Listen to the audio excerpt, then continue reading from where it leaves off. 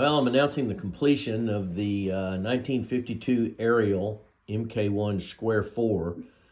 My friend Paul gave me this motorcycle about 30 years ago, and I've hauled and carried this thing all over the country. And when COVID hit, decided to go ahead and restore it. So taking it all apart, it was in pretty bad shape, although it had, most of the original components. So we started with disassembly and wound up all the way through every nut and bolt, all the way through relacing the wheels with new stainless spokes, and it was about a 450-hour restoration project, which took me a little over 4 years to do after 30 years of carting it around. And now we're closing in.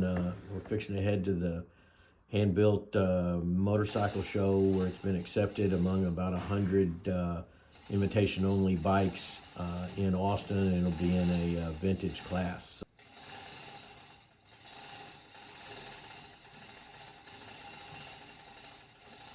After 30 years of storage and 4 years of being on that cart and a low amount of 400 hours of restoration work, she's back on the road.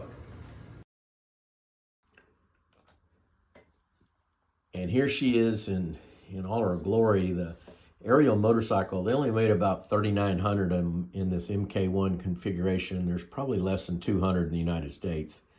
And it's a really rare bike. Everything is backwards because it's British. Brakes on the left instead of the right. Gears on the right instead of the left. It's 3 down and 1 up. It's an unusual configuration. And this motorcycle was designed by Edward Turner. The Ariel motorcycle started out of the Ariel Bicycle Company, which was the first steel production bicycle in the world back in the late 1800s. And Edward Turner developed this 4-cylinder configuration. This is a 1,000cc motor crammed into a 250cc frame. So it was really a revolutionary motor. And the bike now is, back pretty much exactly the way it came from the factory. It's really splendid, and an unusual specimen of this kind of pre-war and then post-war motorcycle. They actually stopped production during the war years and then reconvened production once that was the war was over. But it's a really special bike, and it used to belong to Paul's uncle, who died in a plane crash. And so it's a special bike, and one that'll now be preserved and enjoyed for the rest of time.